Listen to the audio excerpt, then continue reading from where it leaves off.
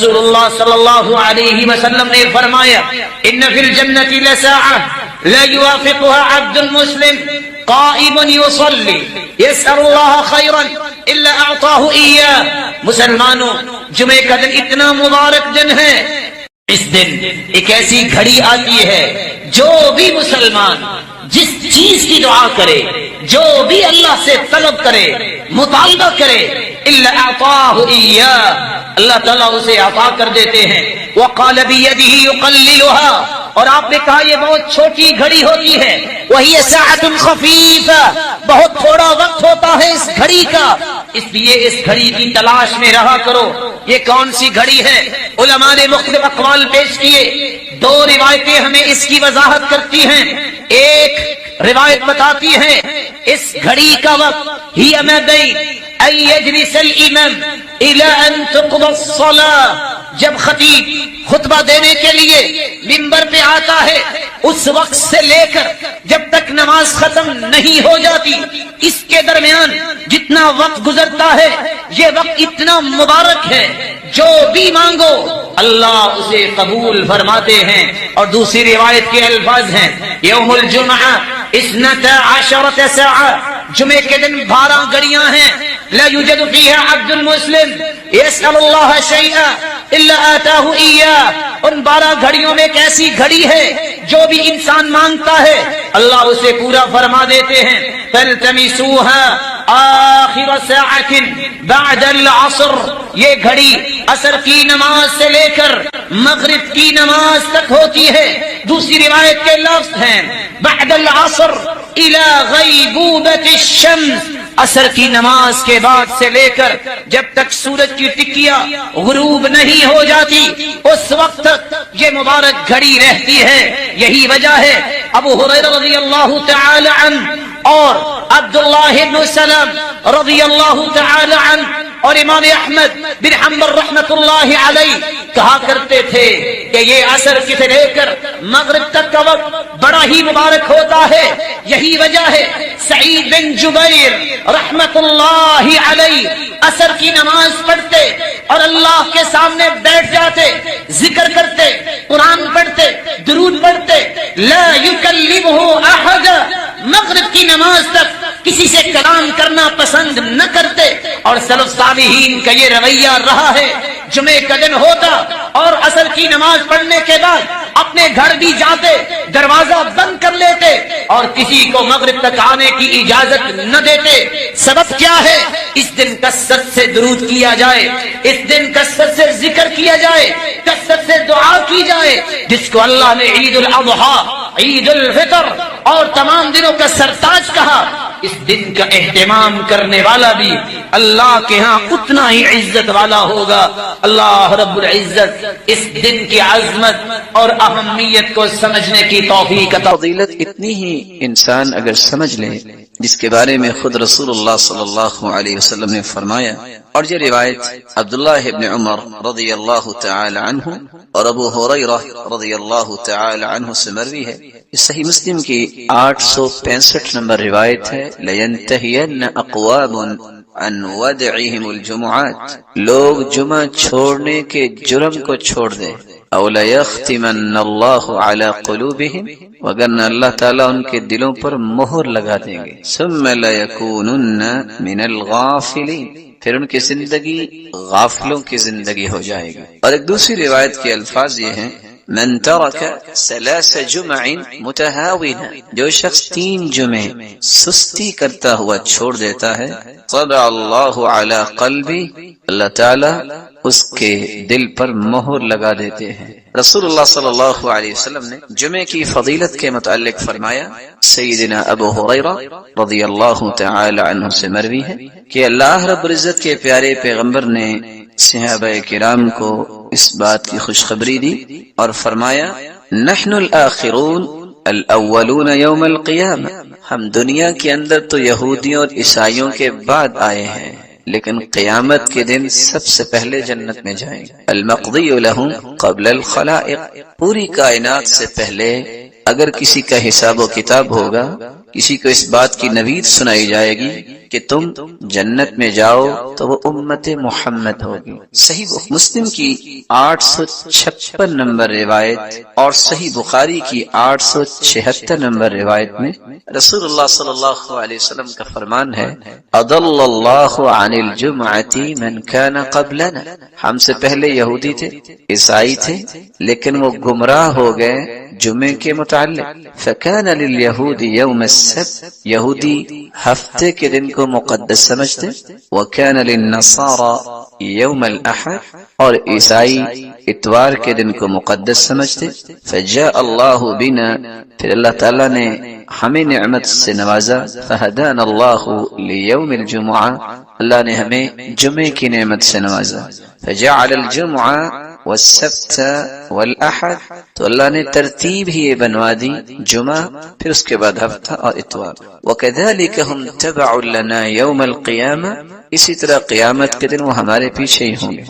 نحن الآخرون من اہل الدنیا والاولون یوم القیامہ، ہم آئے تو ان کے بعد ہیں، لیکن قیامت کو سب سے پہلے حساب و کتاب ہوگا اور جنت میں جائیں گے۔ رسول اللہ صلی اللہ علیہ وسلم نے یہاں تک فرمایا، جمعہ کا دن ایک ایسا مبارک دن ہے، اس سے مبارک دن سال کا کوئی دن نہیں سوائے رمضان کے اور ذی الحجہ کے پہلے 10 دن اور محرم کے۔ اور لفظ وہاں کیا ہے؟ خیر یوم طلعت علیہ الشمس یوم الجمعہ، جمعے کا دن ایسا مبارک دن ہے، سال میں جب بھی سورج نکلتا ہے سب سے زیادہ خیر والا دن جمعے کا دن ہے۔ اس کی وجہ فیہ خلق آدم، اللہ تعالیٰ نے اسی دن آدم علیہ السلام کو پیدا کیا۔ وفیہ ادخل الجنہ، اور جمعے کے دن ہی اللہ رب العزت نے آدم کو جنت میں داخل فرمایا۔ وفیہ اخرج منہا، اور جمعے کے دن ہی جنت سے زمین پر اتارے گئے، نکالے گئے۔ ولا تقوم الساعۃ الا فی یوم الجمعہ، اور قیامت بھی جمعے کے دن ہی آئے گی۔ سنن ابی داود کے الفاظ یہ ہیں، وفیہ اہبط، آدم علیہ السلام کو زمین پر بھی اللہ نے اتارا تو جمعے کے دن۔ وفیہ تیب علیہ، اور جمعے کے دن ہی اللہ تعالیٰ نے آدم علیہ السلام کی توبہ کو قبول فرمایا۔ وفیہ مات، اور جمعے کے دن ہی اللہ کے پیغمبر آدم علیہ السلام فوت ہوئے۔ وفیہ تقوم الساعہ، اور جمعے کے دن ہی قیامت قائم ہوگی۔ اور ساتھ یہ فرمایا، وفیہ ساعۃ لا یصادفها عبد مسلم وهو يصلي يسأل الله حاجته الا اعطاه، اس دن ایک ایسی مبارک گھڑی ہے، اس مبارک گھڑی میں جو بھی دعا کی جائے اللہ تعالیٰ اس دعا کو رد نہیں کرتا۔ رسول اللہ صلی اللہ علیہ وسلم نے یہاں تک فرمایا، اور یہ سنن ابن ماجہ کی روایت ہے 1084 نمبر، کہ دنوں میں سرتاج دن، سید دن جمعے کا دن ہے۔ ان یوم الجمعہ سید الایام واعظمها عند اللہ، جمعے کا دن تمام دنوں کا سید ہے، سرتاج ہے، اور وہ اللہ کے ہاں بڑی ہی عظمت والا دن ہے۔ وَهُوَ أَعْظَمُ عِنْدَ اللَّهِ مِنْ يَوْمِ الْأَضْحَى وَيَوْمِ الْفِطْرِ، بلکہ فرمایا کہ عید الفطر اور عید الاضحیٰ سے بھی زیادہ عظمت والا دن۔ فیہ 5 خصال، اس میں 5 ایسی خصلتیں ہیں۔ خلق اللہ فیہ آدم، اس دن اللہ تعالیٰ نے آدم کو پیدا کیا۔ وَأُهْبِطَ فیہ آدم إِلَى الْأَرْضِ، اور اسی دن اللہ نے زمین کی طرف آدم کو اتارا۔ وفیہ توفى اللہ آدم، اور اسی دن اللہ تعالیٰ نے آدم کی روح قبض کی۔ وفیہ ساعۃ لا يسأل الله فيها العبد شيئا إلا أعطاه ما لم يسأل حراما، چوتھی خصلت جمعے کے دن کی یہ ہے کہ ایک ایسی مبارک گھڑی ہے جو بھی انسان اللہ سے طلب کرے اللہ رب العزت اسے عطا کر دیتے ہیں۔ وفیہ تقوم الساعہ، اور 5ویں خصلت اسی دن قیامت قائم ہوگی۔ ما من ملک مقرب ولا سماء ولا ارض ولا رياح ولا جبال ولا بحر الا وهن يشفقن من يوم الجمعہ، فرشتے، آسمان اور زمین، ہوائیں اور پہاڑ اور سمندر اس دن سے خوف کھاتے ہیں کہ اس دن قیامت قائم ہوگی۔ رسول اللہ صلی اللہ علیہ وسلم نے جہاں اس کو دنوں کا سرتاج کہا، وہاں یہ لفظ بھی صحابہ کرام کو بیان کیے ان من افضل ایامکم یوم الجمعہ، یہ افضل ترین دن ہے۔ بقیہ چیزوں کو بیان کرتے ہوئے آپ نے یہ بھی فرمایا فَأَكْثِرُوا عَلَيَّ مِنَ الصَّلَاةِ فِي، جمعے کے دن تم کثرت سے درود پڑھا کرو، فَإِنَّ صَلَاتَكُمْ مَعْرُوضَةٌ عَلَيَّ، کیونکہ تمہارا سلام مجھے پہنچایا جائے گا۔ رسول اللہ صلی اللہ علیہ وسلم کے صحابہ نے سوال کر دیا کہ ہم اگر درود پڑھیں گے تو آپ کے پاس کیسے پہنچے گا؟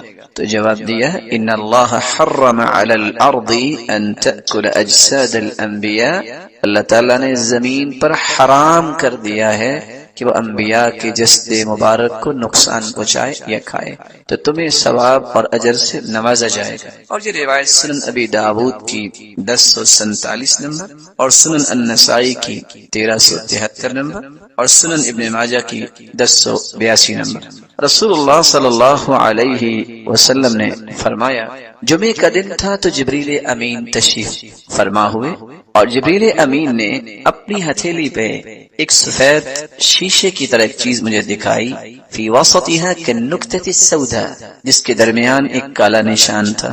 فقال ما هذه يا جبریل، میں نے سوال کیا جبریل یہ کیا؟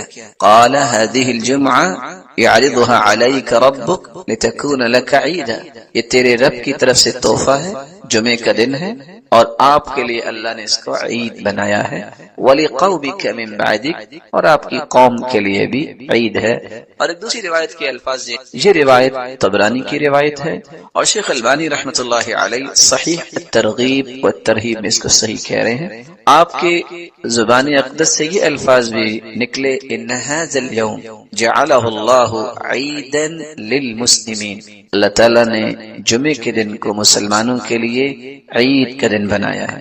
بلکہ رسول اللہ صلی اللہ علیہ وسلم نے فرمایا ان فی الجنۃ لسوقا یأتونها کل جمعہ، جمعے کا مبارک دن اللہ جنت میں بھی رکھے، جنت میں ایک بازار ہوگا یأتونها کل جمعہ، صحیح مسلم کی 2833 نمبر روایت ہے کہ جنت میں بھی ایک بازار ہوگا جس میں جنتی جمعے کے دن آئیں گے، کیا کیفیت ہوگی یہ اللہ ہی جانتے ہیں۔ اور اگر اس کو دوسرے لفظوں میں آپ کہہ سکیں کہ جنت میں بھی اللہ تعالیٰ جمعہ بازار جنتیوں کی خواہشوں کو پورا کرنے کے لیے لگوائیں گے۔ فتحب ریح الشمال، شمال کی طرف سے ہوا آئے گی، فتحسو فی وجوہہم وثیابہم، جو جنتیوں کے لباس اور ان کے چہروں پہ پڑے گی، فیزدادون حسنا وجمالا، تو اللہ کی طرف سے اس گرد پڑنے سے جو گرد نہیں ہوگی، اس مٹی کی وجہ سے ان کے حسن میں اضافہ ہوگا، فیرجعون الی اہلہم، جب وہ گھروں کو واپس پلٹ کے آئیں گے، وقد ازدادوا حسنا وجمالا، تو گھروں والے بھی اس سے زیادہ خوبصورت ہو چکے ہوں گے، فیقول لهم اہلوہم، تو وہ کہیں گے گھروں والے واللہ لقد ازددتم بعدنا حسنا وجمالا، اللہ کی قسم تم تو ہمارے بعد اور زیادہ حسن میں ہو گئے ہو، فیقولون، تو وہ جواب دیں گے وانتم واللہ لقد ازددتم بعدنا حسنا وجمالا، اللہ کی قسم ہم تو ہوئے آپ بھی اللہ کی رحمت سے حسن و جمال میں اور زیادہ ہو گئے۔ رسول اللہ صلی اللہ علیہ وسلم ان فضیلتوں کے ساتھ ہمیں دو حکم دیے ہیں۔ پہلا حکم کہ جمعے کے دن کثرت سے درود پڑھا جائے، دوسرا حکم اس میں ایک ایسی مبارک گھڑی ہے جو بھی دعا کی جائے وہ دعا رد نہیں ہوتی۔ وہ کون سی گھڑی ہے، وہ کون سا وقت ہے جب دعا کی جائے تو دعا رد نہیں ہوتی؟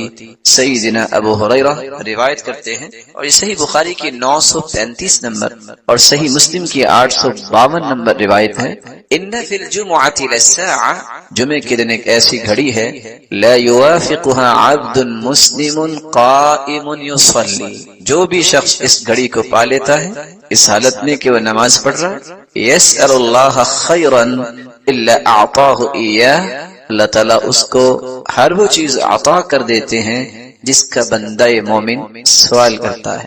اور ایک روایت میں آتا ہے وہی الساعۃ خفیفہ، یہ بہت تھوڑا سا وقت ہوتا ہے۔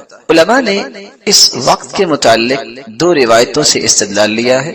پہلی روایت ابو موسیٰ اشعری رضی اللہ تعالی عنہ کی ہے کہ وہ گھڑی اس وقت شروع ہوتی ہے ہی ما بین ان یجلس الامام الى ان تقضى الصلاة، خطیب جو خطبہ دینے کے لیے ممبر پہ بیٹھتا ہے اور جب تک نماز نہیں ہو جاتی، گویا کہ خطبے کا وقت اور نماز کے ختم ہونے تک یہ ایک ایسی مبارک گھڑی ہے جس گھڑی میں جو بھی انسان مانگے اللہ اس کو عطا کرتے ہیں، اور یہ صحیح مسلم کی 853 نمبر روایت ہے۔ دوسری روایت میں آتا ہے جمعے کی دن 12 گھڑیاں ہوتی ہیں، ان 12 گھڑیوں میں ایک ایسی ساعہ ہے، ایک ایسی گھڑی ہے جو بھی انسان اس میں دعا کرے اللہ قبول فرماتے ہیں۔ فَالْتَمِسُوهَا آخِرَ سَاعَةٍ بَعْدَ الْعَصْرِ، تو تم عصر کے بعد اس کو آخری گھڑی میں تلاش کیا کرو۔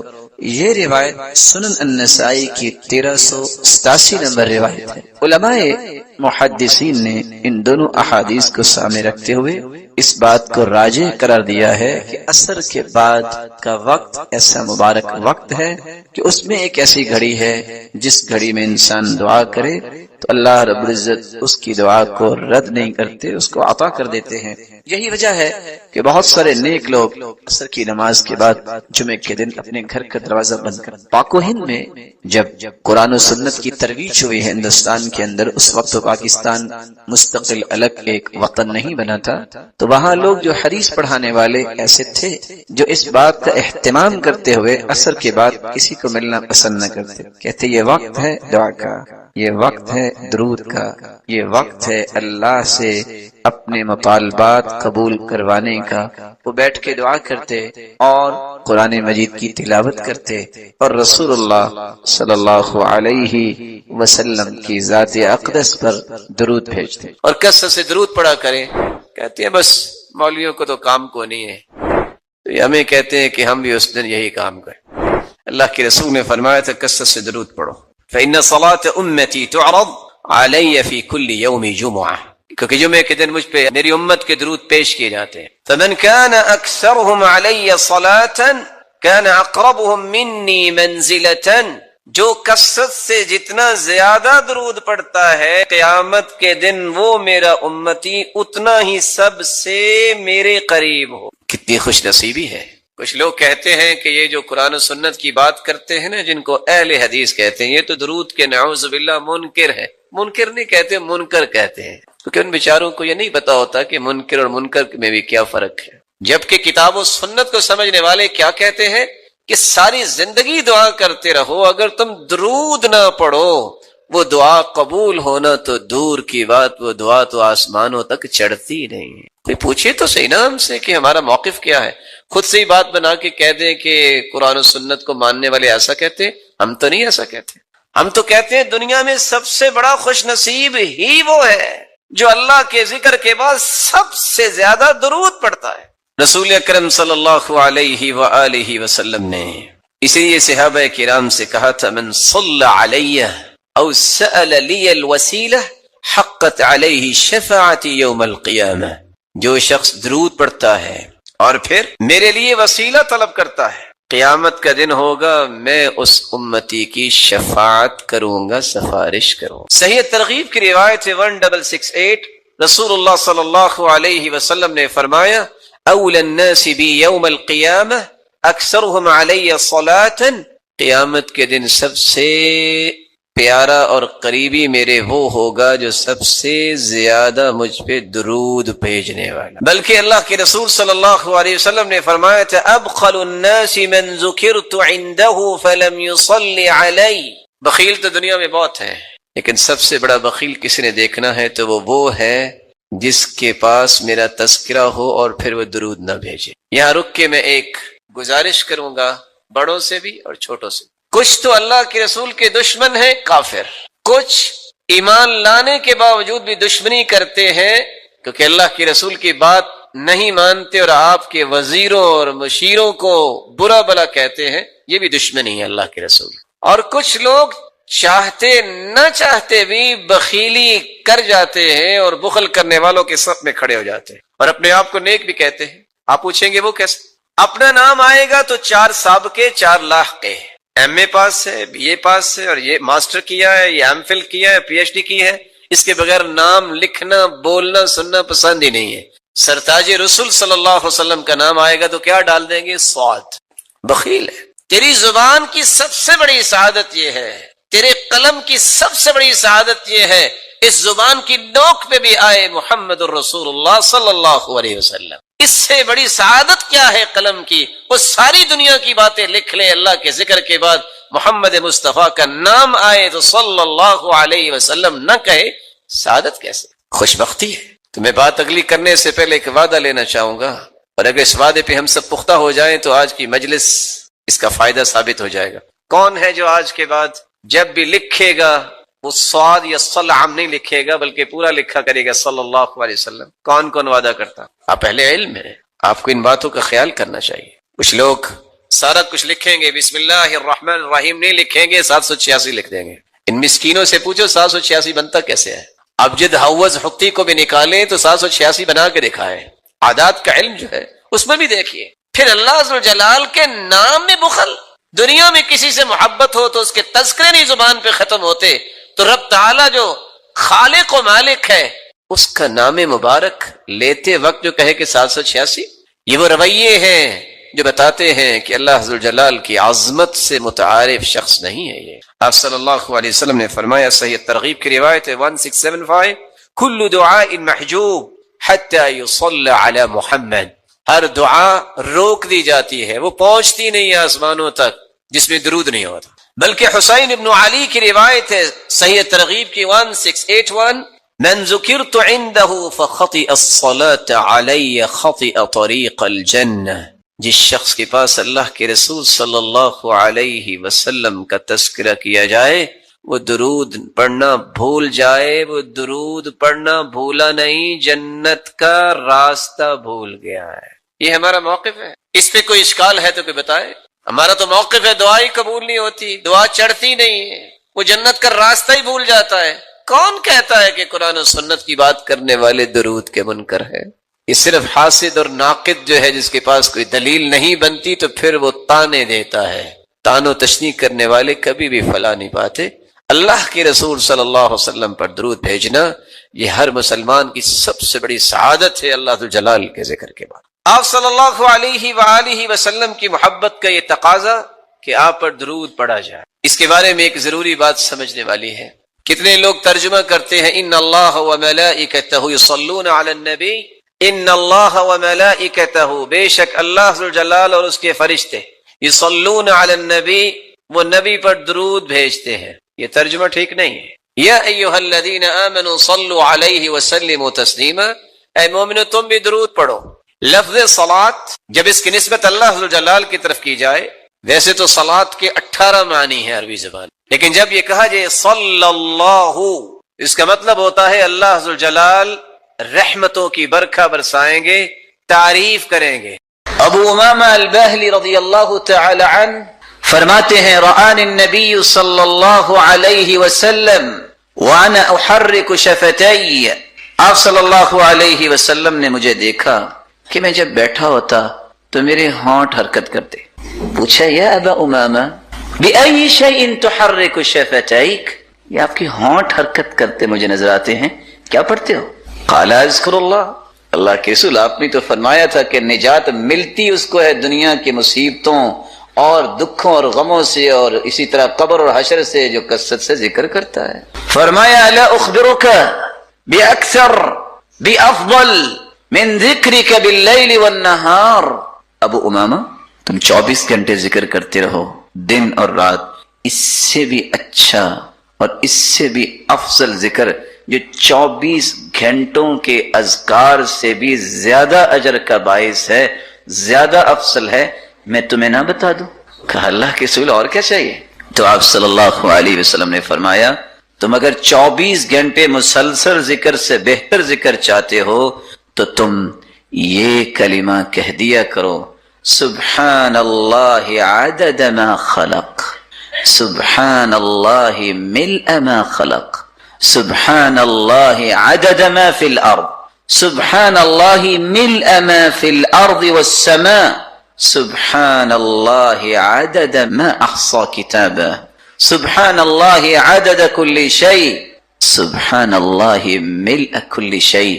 یہ 4 کلمات تم پڑھ لو، اجر اتنا ہی ملے گا کہ 24 گھنٹے تم اللہ کے ذکر ہی کرتے رہے. صبح شام کثرت سے اللہ کا ذکر کریں، کون سے اذکار؟ ایک چھوٹا سا جملہ ہے، سبحان اللہ۔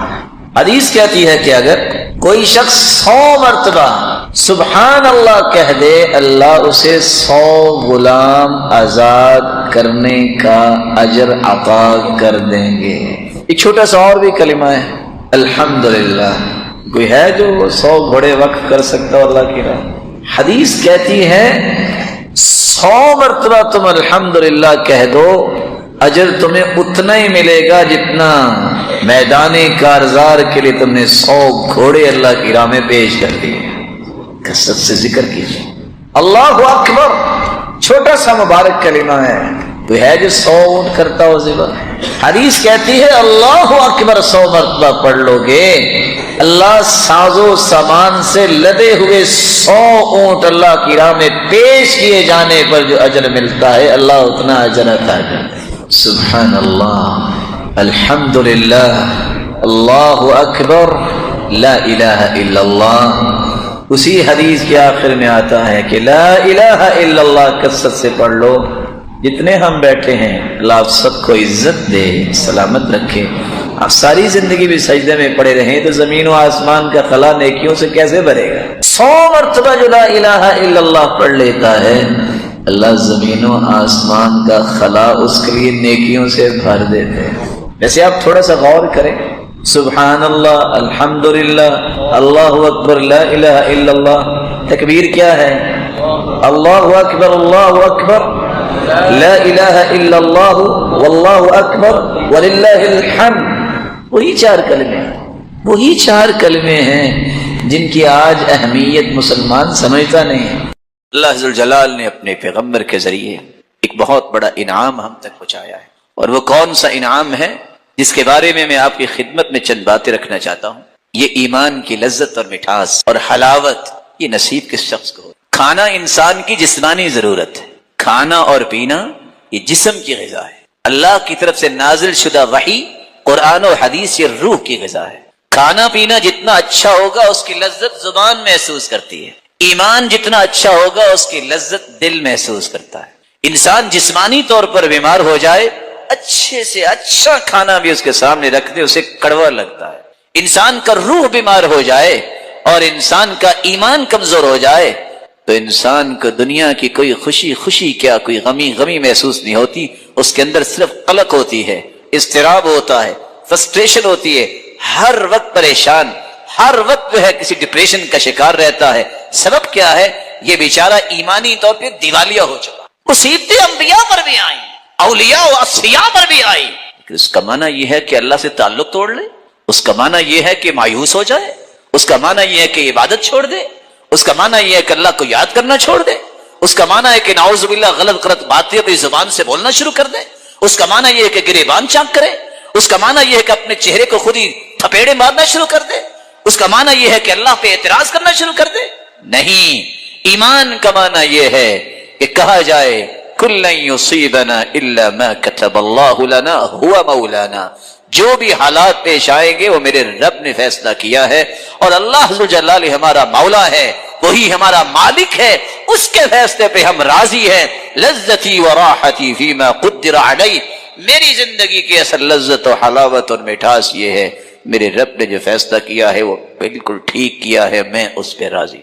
قرآن مجید کی سب سے خوبصورت صورتیں جو فجر کی نماز سے پہلے 2 رکعتوں کے اندر پڑھی جاتی ہیں، قل یا ایھا الکافرون اور قل ھو اللہ احد، بلکہ اس سورت کے الفاظ اللہ کے ہاں اتنا مقام رکھتے ہیں، ان الفاظ کے ساتھ اگر دعا کی جائے تو یہ اسم اعظم بن جاتا ہے، جو بھی دعا کی جائے اللہ اس دعا کو رد نہیں کرتے۔